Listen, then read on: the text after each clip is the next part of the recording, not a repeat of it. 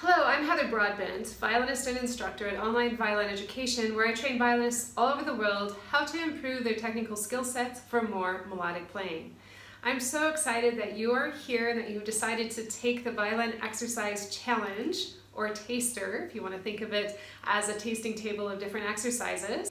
This challenge is going to give you a different exercise every day. So here we are at day one, and the exercise that I've picked specifically for day one is fourth finger fitness. If you've been following me for a while, you know that I'm pretty passionate about that little fourth finger on the left hand. The reason why is because the poor little guy gets neglected. Everybody chooses to avoid the fourth finger instead of strengthening it or figuring out why is it weaker or giving it some exercises to give it a chance, right? To give it what I call some TLC or tender loving care.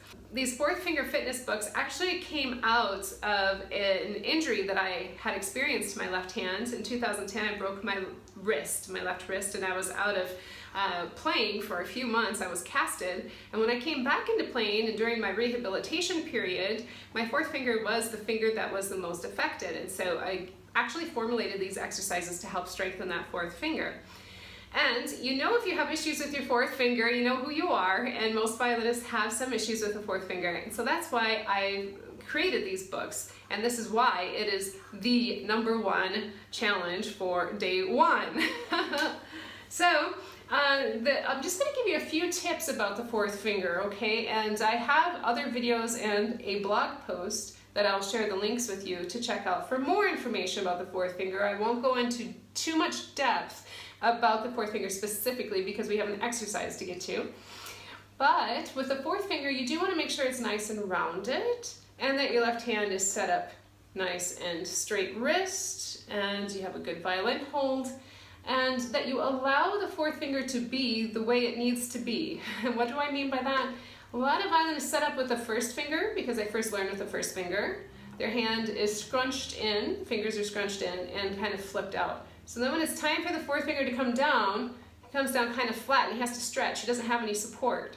So what I want you to do is actually place your fourth finger down first and then put the other fingers down, okay? I have other videos that really describes this more in detail, but I'm just going to give you an overview to set you up for this exercise, okay? And this will allow your fourth finger to have the support that it needs in order to play and be nice and rounded.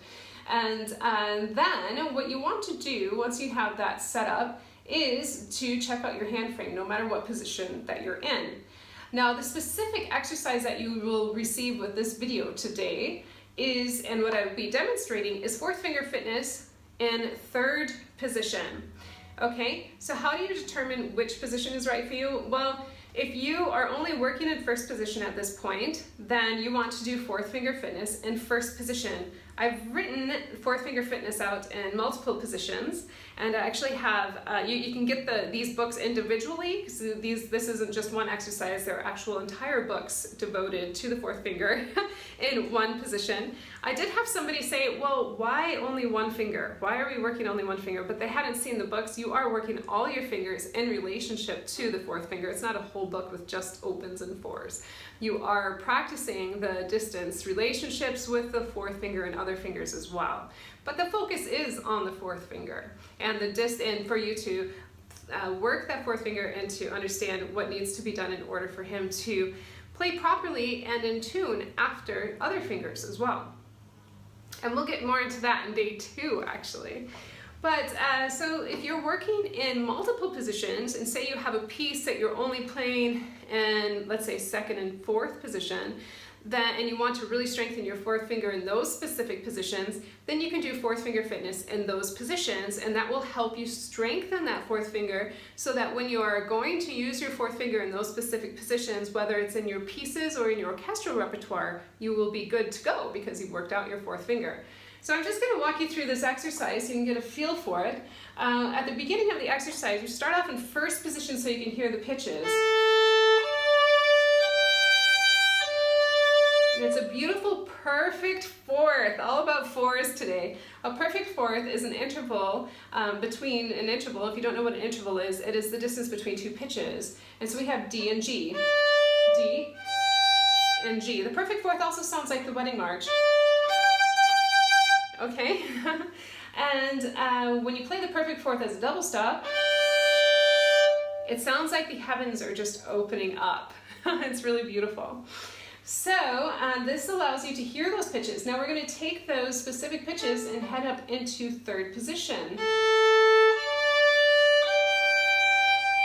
Okay, when you play that fourth finger, you want to have it be nice and rounded, and also think about the distance between the 1 and the 4. This is what's called the hand frame. So if you think about it, it's framing your hand, the 1 and 4, so the other fingers will know where to go in relationship of that frame. This is also your octave. Okay, so if you took that 1 and put it over on the D string and then played your 1 and 4 together, that is an octave, and that's why hand frames in general are very, very important. So it helps you with your octave playing as well. Okay, so within this exercise, we start off with those pitches at half notes, so you can really hear and at the same time practice nice, beautiful tone, straight bows.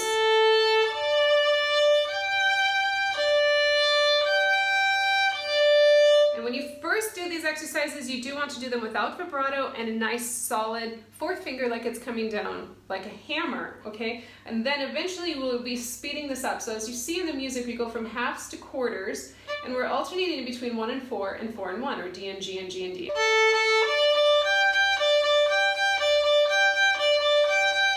Okay? Keep that hand open, obviously, and you're going to have to be able to play that 4 in tune. And then as you cruise down further, we even do 16th notes. And just really feel that fourth finger coming down nice and strong. Now, these exercises should only be practiced a few minutes a day until you build up the strength in your fourth finger. Like everything with the violin, you have to really listen to your body, and if it says, hey, that's enough, you need to stop and not continue on, because you don't want to develop any type of physical injury due to overuse. So I suggest today, in this wonderful challenge, to only do this for 2 or 3 minutes. If you feel that you can do a little bit more and go up to 5 minutes, great. But no more than 5 minutes, especially on the first day. If this is new for you and your fourth finger is a little bit weaker, you don't want to overdo it. So enjoy your study of the fourth finger, and I'll see you day 2 of this violin exercise challenge. We will be talking about hand frame fitness. So now your next step is to head on over to the Facebook study group and comment, yes, I did work on my fourth finger today for 2 to 3 minutes, and please share with us what position you chose to do it in. If you chose to do it in the third position with the excerpt that you had received in the email, or if you chose to study your fourth finger in a different position. I'll see you there. Ciao.